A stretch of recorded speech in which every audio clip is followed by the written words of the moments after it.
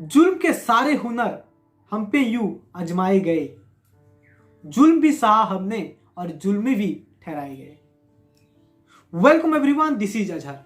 Friends, in English there is a proverb, the powerful gets his ways, who has the stick has the buffalo, जिसकी लाठी उसकी भैंस।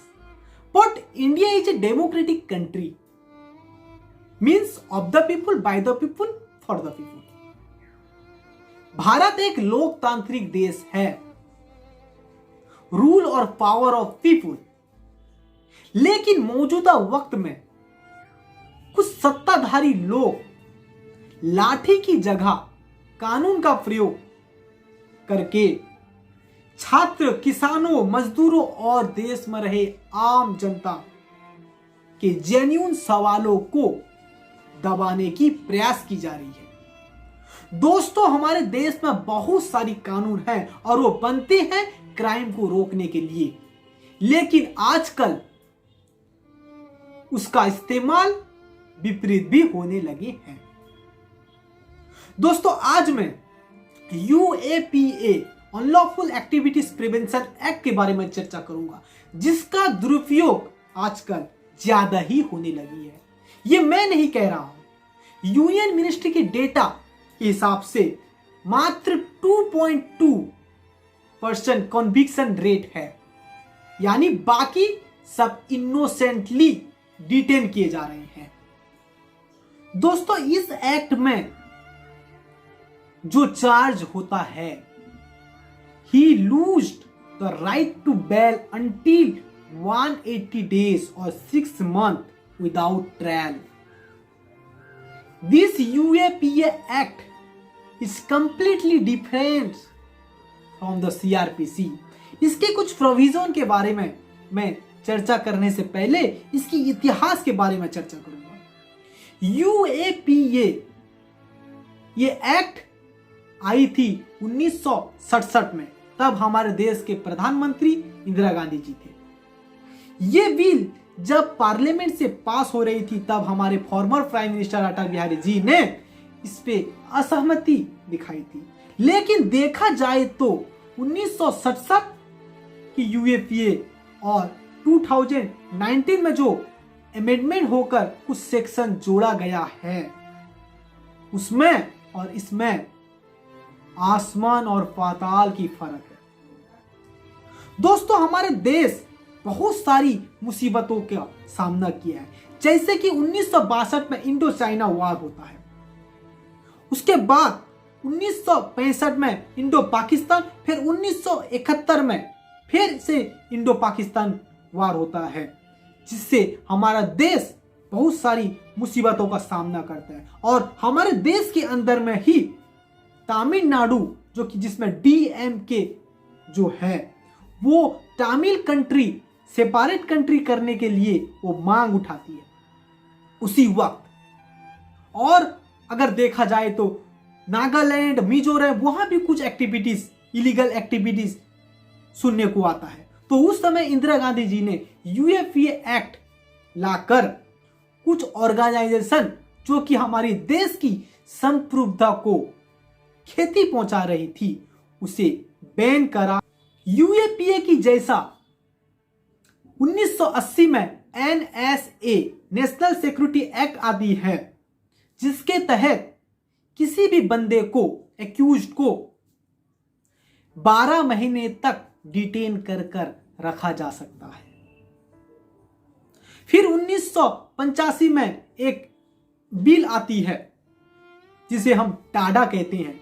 जब इंदिरा गांधी जी का assassination हो जाता है, पंजाब में कुछ टेररिस्ट एक्टिविटीज देखने को मिलता है, तब ये एक्ट को लाया गया था। लेकिन वो 10 साल बाद, यानी 1995 तक उसको एबोलाइज कर दिया जाता है। लेकिन फिर से देखा जाए तो 2002 में उसी वक्त हमारे देश में पार्लियामेंट अटैक होती है, और देखा जाए तो बहुत सारी कंधार हैजाक भी होती है। उसी वक्त अटल बिहारी जी ने कोटा लाते हैं। लेकिन 2 साल बाद, यानी 2004 में मनमोहन सिंह जी की सरकार जब आती है, उसे एबोलाइज कर पोटा के कुछ सेक्शन को यूएफए अमेंडमेंट एक्ट 2004 में जोड़ दिया था, यानी उसे 2004 की जो यूएफए अमेंडमेंट एक्ट है उसे पोटा 2.0 भी बोल सकते हैं। उसके बाद 26/11/2008 में जो होती है उस वक्त भी कुछ सेक्शन जोड़ा जाता है, लेकिन 2019 में एक अमेंडमेंट होती है यूएफए में जो पूरा सिनारियो को चेंज कर देता है।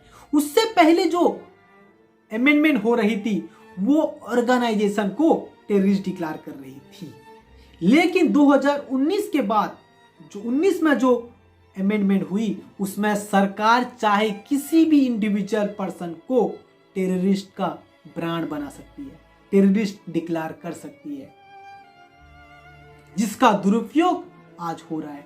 उससे पहले भी टेररिस्ट पकड़े जा रहे थे, उन्हें डिटेन किया जा रहा था, उन्हें कैपिटल पनिशमेंट भी दिया जा रहा था, लेकिन इस वक्त जो यूएफए अमेंडमेंट है उसकी चैप्टर 6 में सेक्शन 35-36 में देखा जाए तो उसमें कहा गया है जो भी टेररिस्ट एक्टिविटीज करता है तो उसे टेररिस्ट डिक्लेयर किया जाएगा। सही है, जो भी टेररिस्ट में इन्वॉल्वमेंट होगा तो उसे टेररिस्ट डिक्लेयर किया जाएगा। ठीक है, जो भी इसकी प्रिपरेशन करेगा तो उसकी सबूत मिलेगी तब उसे भी टेररिस्ट डिक्लेयर कर दिया जाएगा। लेकिन इसका मतलब ये नहीं है कि जिसे चाहे टेररिस्ट डिक्लेयर कर दें और उसकी इन्वेस्टिगेशन चलती रहेगी 6 महीने तक, उसे डिटेन कर रखा जा सकता है बिना ट्रायल के। ये है दुरुपयोग। और हमारा जो डेटा है वो भी बोल दिया है कि 2.2 कन्विक्शन रेट है, बाकी सब इनोसेंटली डिटेन हो रही है।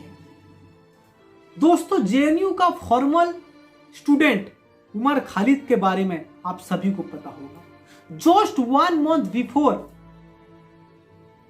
ही explained and said how the innocent people of India being exploited by this act.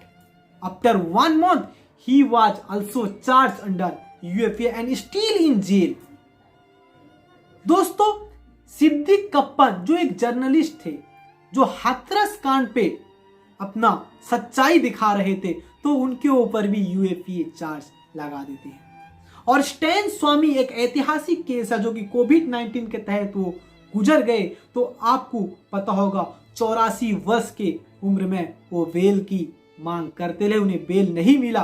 Finally वो मुंबई के एक हॉस्पिटल में अपनी आखिरी सांस लेते हैं।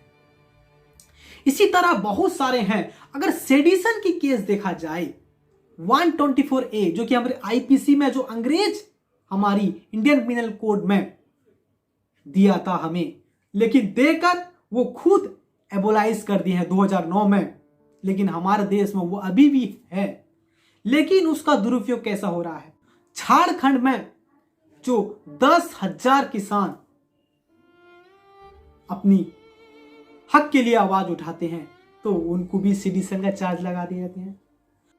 लेकिन एक जेन्युइन सवाल मैं पूछना चाहता हूं दोस्तों,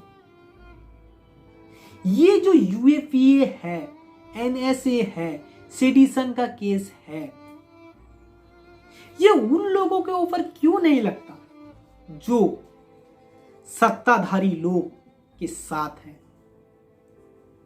नहीं लगता ना। तो इसका मतलब ये है जो भी सत्ता से सवाल करेगा तो उसकी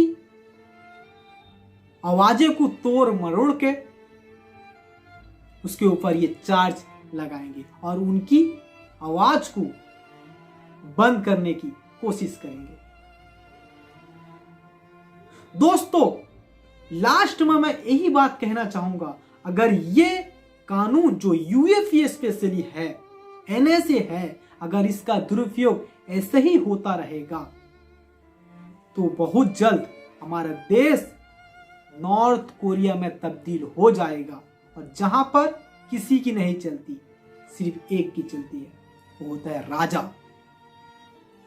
दोस्तों, जो भी मेरा इस वीडियो देख रहा है, अपनी अपनी राय यूएफए के बारे में कमेंट सेक्शन में दीजिए, कमेंट बॉक्स में दीजिए और मेरे इस चैनल को सब्सक्राइब कर दीजिए और साइड में रही बेल आइकन को दबा दीजिए, जिससे मैं वीडियो अगर बनाऊं तो नोटिफिकेशन सबसे पहले आपके पास पहुंचे।